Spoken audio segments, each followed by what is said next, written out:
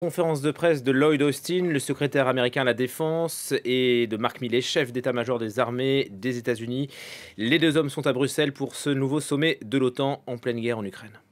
Contre du groupe de défense, du groupe de contact pour la défense de l'Ukraine. J'aimerais remercier M. Reznikov, le ministre de la Défense de l'Ukraine, de nous avoir rejoints aujourd'hui. La semaine prochaine, le monde fêtera un sinistre anniversaire. Cela fera 1 an que la Russie a envahi son paisible voisin, l'Ukraine. Nos pensées vont aux familles de tous les soldats ukrainiens qui ont été tués ou blessés en se battant pour défendre leur pays, leur souveraineté et leurs concitoyens. Nous pleurons aussi les civils ukrainiens qui ont perdu des enfants, des parents, des êtres chers, car la Russie n'a cessé d'attaquer des cibles civiles. La Russie a infligé 1 année de tragédie et de terreur à l'Ukraine. Le peuple ukrainien, néanmoins, ont inspiré le monde entier. Nous admirons profondément la résilience du peuple ukrainien, votre détermination à défendre votre territoire, votre souveraineté et votre liberté. Les nations de bonne volonté se sont ralliées pour contrer la vision de Poutine, celle d'un monde plongé dans le chaos où les pays peuvent violer les lois militaires et attaquer leurs voisins pour les envahir. Et c'est pour ça que nous nous réunissons pour soutenir l'Ukraine dans la défense de son territoire à long terme. Et nous agirons avec toute l'urgence qu'exige la situation. Plus tôt ce mois-ci, les États-Unis ont annoncé une nouvelle série de mesures d'assistance à l'Ukraine. Il y a eu une annonce de plus de munitions pour des HIMARS de la part du président, des armes automatiques antiaériennes pour contrer les appareils iraniens et russes, des véhicules de combat d'infanterie, des munitions et d'autres dispositifs clés pour la défense ukrainienne. Nous avons aussi ajouté 1,7 milliard de dollars dans le fonds d'initiative pour l'assistance à la sécurité des Ukrainiens pour les aider à renforcer leur défense anti-aérienne, les dotant de systèmes de pointe. Dans notre réunion d'aujourd'hui, nous avons retrouvé nos partenaires et alliés pour nous assurer ensemble que l'Ukraine a ce dont elle a besoin lorsqu'elle en a besoin.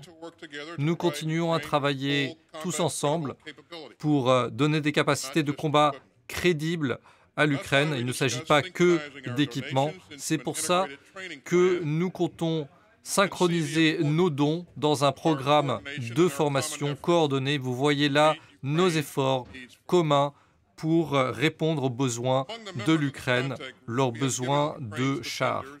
Nous avons donné aux défenseurs de l'Ukraine plus de 8 brigades de combat. Des contributions majeures de la part des États-Unis avec des véhicules Stryker, Bradley et des chars Abrams. Ça inclut aussi le don britannique de chars Challenger et la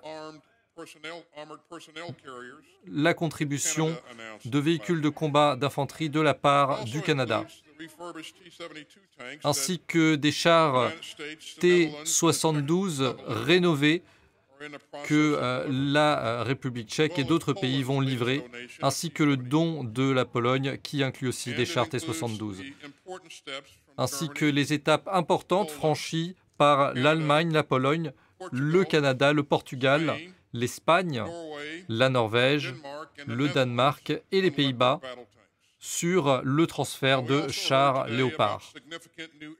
Nous avons aussi parlé aujourd'hui de nouveaux dons de systèmes antiaériens de la part de l'Italie et de la France qui ont annoncé ensemble qu'ils fourniraient à l'Ukraine, qu'ils leur fourniraient un système d'armes antiaériennes. Nous allons aussi travailler avec l'Australie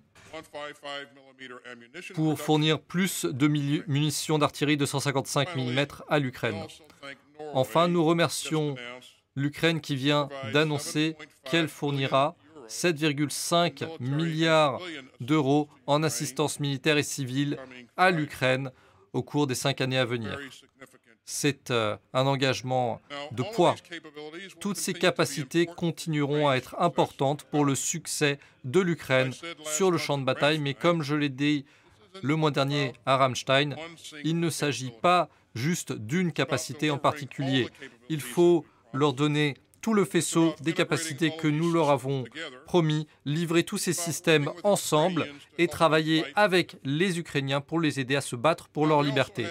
Nous avons eu aussi une discussion importante aujourd'hui concernant notre travail sur la responsabilisation. C'est une priorité pour moi et pour mes collègues du groupe de contact pour s'assurer que nos dons sont utilisés de la manière dont c'est attendu et que nous travaillons ensemble pour empêcher la prolifération d'armements. Nous continuerons à travailler avec nos partenaires ukrainiens pour nous assurer que tous les équipements que nous fournissons continuent d'atteindre les braves combattants sur la ligne de front.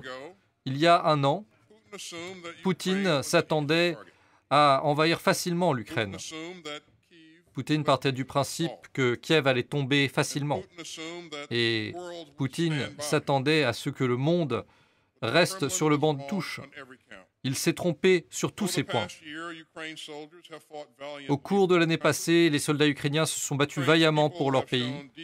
Le peuple ukrainien a fait preuve d'une profonde bravoure face à la cruauté russe et les pays du monde se sont ralliés pour défendre les droits et la liberté.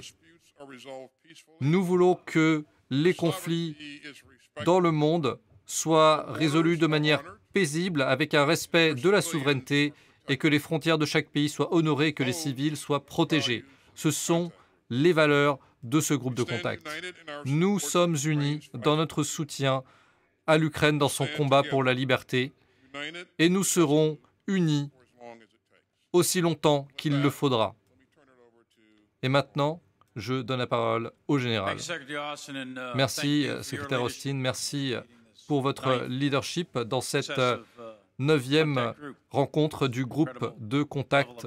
C'est un niveau d'effort très significatif par de très nombreux pays et ça ne pourrait avoir lieu sans le secrétaire Austin et son leadership. Et d'abord, je veux donner mes condoléances au peuple de la Turquie et de la Syrie avec toute la souffrance et les morts qui ont eu lieu en raison des récents tremblements de terre. Ceux qui souffrent également, ce sont les Ukrainiens.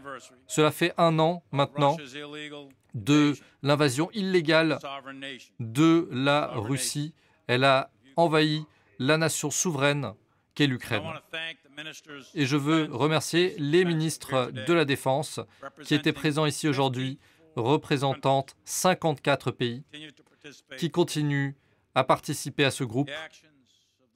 Les actions de ces dirigeants au cours de la dernière année ont contribué substantiellement avec de vrais effets sur le champ de bataille et ils ont collectivement contribué fortement à la défense de l'Ukraine. Je veux tout particulièrement remercier le ministre Reznikov, le ministre de la Défense ukrainien et son adjoint qui continuent de travailler, et mon collègue Charles Luznik qui est sur le champ de bataille tous les jours, qui mène la défense de son pays. Dans 10 jours, ce sera l'anniversaire. Cela fera 1 an que la Russie a envahi de manière illégale et brutale et sans provocation l'Ukraine. Comme cela a été souligné à l'instant, Poutine pensait qu'il pouvait vaincre rapidement l'Ukraine, fracturer l'OTAN et agir avec impunité. Il s'est trompé. L'Ukraine reste un pays libre, l'Ukraine reste un pays indépendant, l'OTAN n'a jamais été aussi fort, et maintenant la Russie est un paria dans le monde. Et le monde est inspiré par la résilience et la bravoure de l'Ukraine. En bref, la Russie a perdu. Elle a perdu sur le plan stratégique, sur le plan opérationnel et sur le plan tactique, et il paye un prix énorme sur le champ de bataille. Mais jusqu'à ce que Poutine finisse cette guerre qu'il a choisie, la communauté internationale continuera à soutenir l'Ukraine, lui fournir les capacités dont elle a besoin pour se défendre. Dans ce groupe, nous soutenons collectivement la capacité de l'Ukraine à défendre son territoire, à protéger ses citoyens et à libérer leurs territoires occupés.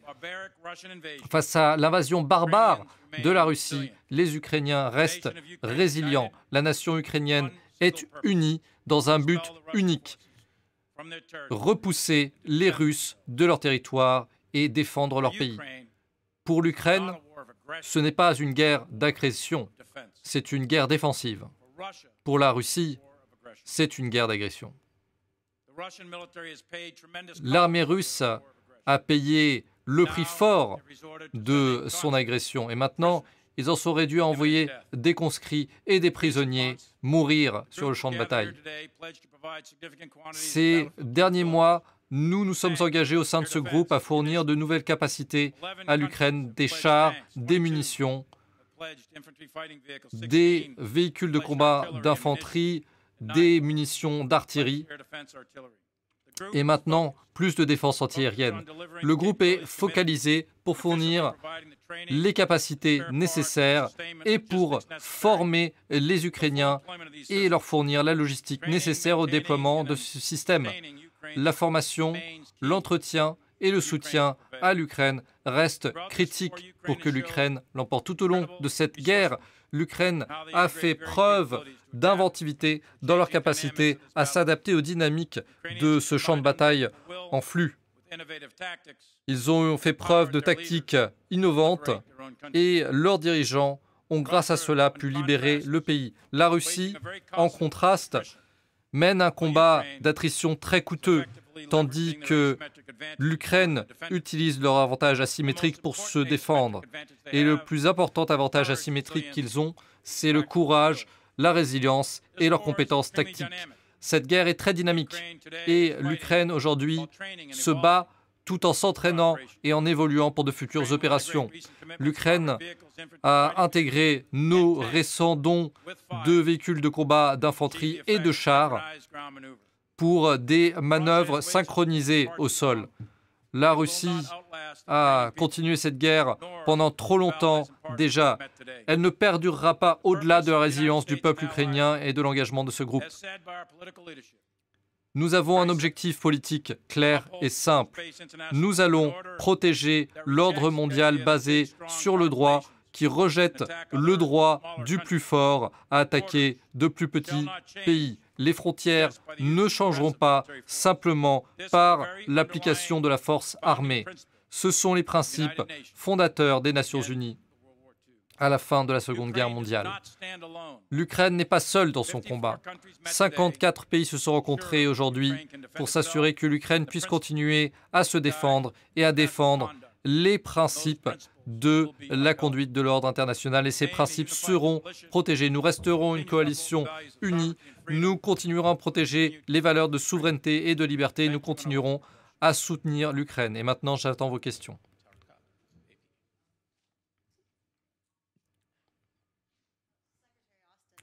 Secrétaire Austin, vous avez dit plus tôt que c'est un moment crucial pour l'Ukraine et que les Alliés ont besoin de leur fournir des défenses antiaériennes et des munitions spéciales maintenant. Pourquoi est-ce que ce moment est différent pour la Russie? Le secrétaire général de l'OTAN nous a déjà averti que l'Ukraine utilise les munitions plus vite que les capacités de fourniture des Alliés. Est-ce que vous allez devoir demander à l'Ukraine de faire plus avec moins?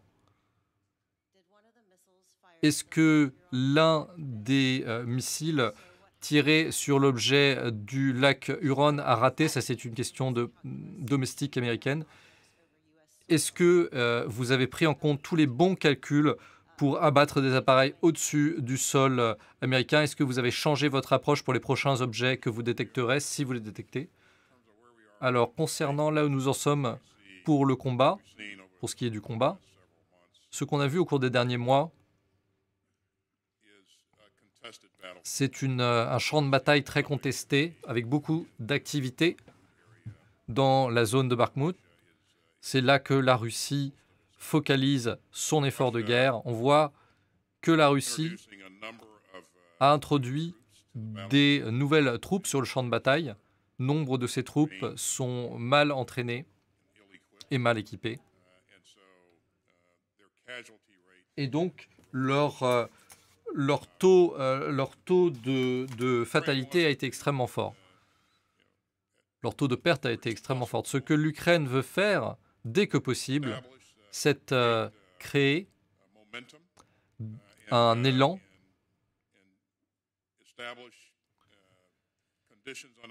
et créer des conditions sur le champ de bataille qui continuent à lui être favorables. Nous pensons donc qu'ils conduiront une offensive durant le printemps. C'est pourquoi tous les partenaires dans le groupe de contact de défense de l'Ukraine travaillent d'arrache-pied pour s'assurer qu'ils ont les capacités en termes de blindés, en termes de puissance de feu soutenue pour être efficaces, pour créer sur le champ de bataille les effets recherchés. Nous pensons qu'il y aura une fenêtre de tir, une occasion pour eux de changer, de continuer, de créer les conditions favorables sur le champ de bataille pour eux. En termes de munitions, ça a été un combat difficile. L'Ukraine se bat depuis 1 an maintenant, et donc ils ont utilisé beaucoup de munitions d'artillerie. Nous allons faire tout ce qui est entre notre pouvoir, travaillant avec nos partenaires internationaux pour s'assurer qu'ils vont avoir autant de munitions que possible, aussi vite que possible. On fera tout ce qui est entre notre pouvoir pour que nos efforts dans ce domaine soient soutenus. Nous travaillons avec les soldats ukrainiens un peu partout en Europe pour les entraîner à de nouvelles manœuvres.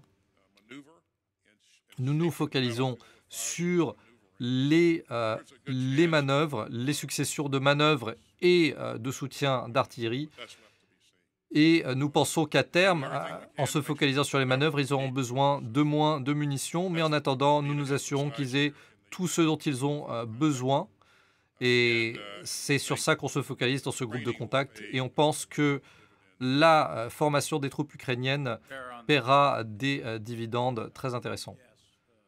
Alors, concernant les tirs sur le 4e ballon sur le sol au-dessus du territoire américain, c'est celui qui a été abattu au-dessus du lac Huron. Donc le premier, c'est un ballon espion chinois. Le premier a été abattu, ensuite le deuxième a été abattu dans l'Alaska. Le troisième a été abattu autre part. Et le 4e, au-dessus du lac Huron, le premier tir a raté et le deuxième a touché. Donc le premier objectif de l'armée américaine, c'est de protéger le peuple américain. Donc nous évaluons le risque que posent les ballons. Est-ce que c'est une menace en termes de renseignement, en termes d'aviation civile? Nous faisons très attention à ces éléments. Nous calculons le champ de débris. Nous nous demandons où tout cela va atterrir. Et donc on s'assure que l'espace aérien et l'arrière-plan est libéré, en tout cas à la portée maximale du missile. Et dans ce cas, le missile qui a raté a atterri dans le lac Huron. Et on s'est assuré, bien sûr, que l'espace aérien était libre de tout trafic commercial et civil. On fait le même pour l'espace maritime. Nous sommes très précis dans notre planification. Nous faisons très attention au fait que ces tirs soient effectués avec toutes les mesures de sécurité nécessaires pour protéger le peuple américain.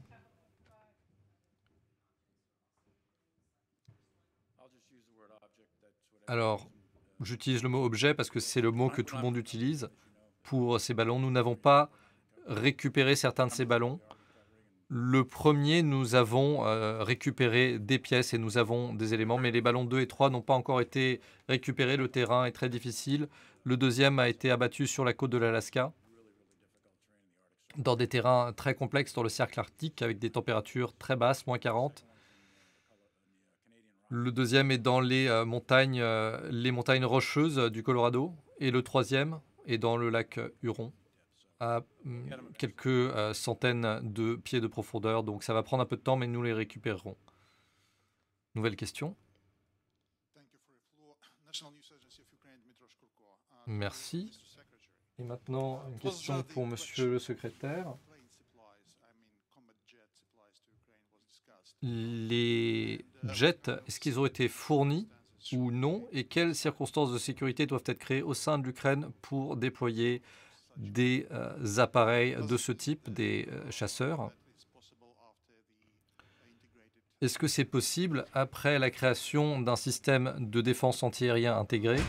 Et pour le général, quelle est votre évaluation des risques concernant les routes d'approvisionnement des livraisons d'équipements occidentaux et de munitions à l'Ukraine?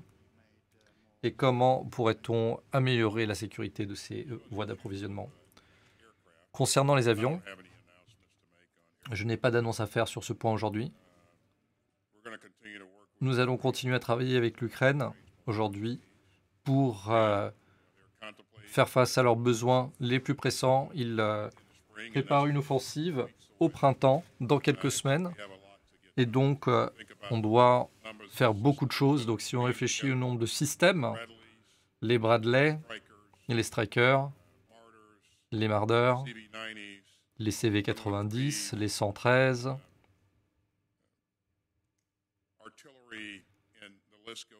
de l'artillerie, c'est une longue liste d'équipements et tous ces systèmes doivent être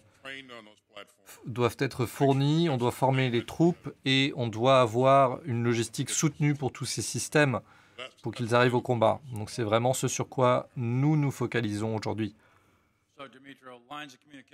Nos lignes de communication au combat sont toujours sujettes aux attaques ennemies. Ce n'est pas différent dans ce cas-ci. Et nous pouvons faire face à des attaques ukrainiennes, des attaques aériennes, des attaques d'artillerie. La clé, c'est donc de s'assurer que les approvisionnements parviennent sur place. Alors on prend différentes mesures de sécurité, on change les parcours, on change les timings. On a aussi des livraisons qui sont dispersées, on ne fait pas de gros convois concentrés. La sécurité à la frontière polonaise ou toute autre frontière fait part du plan de sécurité des forces armées ukrainiennes et c'est là qu'ils récupèrent les équipements et ils ont en place toutes les bonnes tactiques. Alors, le risque n'est pas zéro, mais le risque est modéré et pour l'instant, ça a toujours réussi. Une question du Financial Times. Merci. D'abord, pour le secrétaire Austin, on a entendu dire par des responsables occidentaux que les forces aériennes russes sont intactes et qu'ils vont lancer des campagnes aériennes maintenant que les forces au sol sont épuisées. Quand est-ce que ces offensives aériennes vont commencer et où? Est-ce que nous avons fourni les bons équipements antiaériens à l'Ukraine pour qu'elle soit prête à se défendre contre cette offensive? Et pour le général, est-ce que la Russie a le bon équipement pour menacer les Ukrainiens et faire une percée dans le Donbass? Est-ce que l'Ukraine va recevoir suffisamment d'équipements à temps et avoir suffisamment de soldats au sol pour mener une contre-offensive? Merci Felicia. Concernant la capacité de la Russie, concernant son accumulation de forces aériennes pour une attaque aérienne massive, ce n'est pas ce que nous observons pour le moment. Nous savons que la Russie a de très nombreux appareils dans son inventaire et de nombreuses capacités restantes. C'est pour ça que nous soulignons que nous devons faire tout ce que nous pouvons pour que les Ukrainiens aient autant de systèmes antiaériens que possible. Et vous l'avez vu récemment, nous leur avons offert des missiles patriotes. D'autres pays leur ont fourni d'autres équipements. Ça ne suffit pas et nous allons continuer à souligner l'importance de leur fournir plus d'équipements antiaériens car c'est une vraie menace. Non, de nombreux pays, en tout cas, ont fait des efforts. Notre effort à nous actuellement, c'est de nous assurer que ces capacités parviennent dans le pays aussi vite que possible et les intégrer pour qu'il y ait vraiment une capacité de défense antiaérienne et antimissile intégrée. L'Ukraine a fait un travail exceptionnel lorsqu'il s'agit d'intercepter beaucoup de roquettes et de missiles lancés par la Russie dans ses attaques récentes, mais on veut s'assurer qu'ils ont la capacité de se protéger en cas de tentative par les Russes d'impliquer leurs forces aériennes dans ce combat. Ils ne l'ont pas fait pour le moment parce que les défenses antiaériennes ukrainiennes ont été très efficaces jusqu'ici. Alors concernant la capacité des Russes à faire une percée dans le Donbass, eh bien, ils attaquent dans le Donbass actuellement, ils tentent. C'est une guerre d'attrition, ils avancent lentement, ils ont peu de morale et ils progressent très lentement. Mais ils ont le nombre avec eux. Il y a des centaines de milliers de nouvelles troupes qui arrivent sur le champ de bataille, donc ils ont le nombre en leur faveur, mais leur réussite reste à être déterminée. Le combat est en cours, c'est un combat d'attrition épuisant qui se passe là-bas. Concernant les Ukrainiens, je ne veux pas me projeter, spéculer sur ce qu'ils pourraient ou ne pourraient pas faire. Nous leur fournissons beaucoup de capacités, des capacités de manœuvre au sol, etc. Ce qu'ils en feront, ça sera aux Ukrainiens d'en décider dans les mois à venir.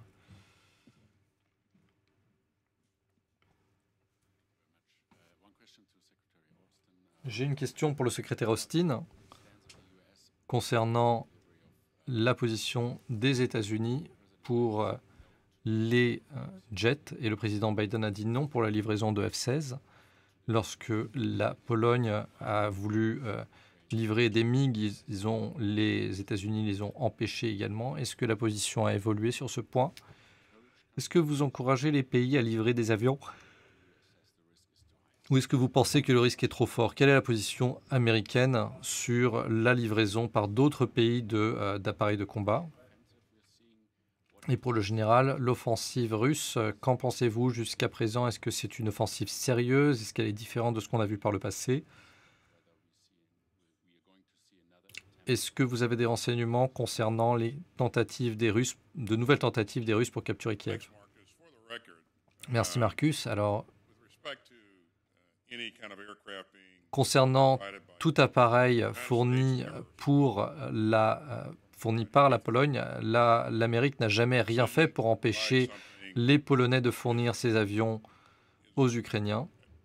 La décision de fournir ou non ces avions, c'est une décision qui sera faite par les dirigeants de ce pays. Ce n'est pas quelque chose que nous dictons ou que nous pouvons dicter. Concernant le fait que nous allons fournir ou non des F-16, comme je l'ai dit à ce propos, je n'ai rien à annoncer sur ce sujet et je n'ai rien à ajouter à ce qu'a dit notre président.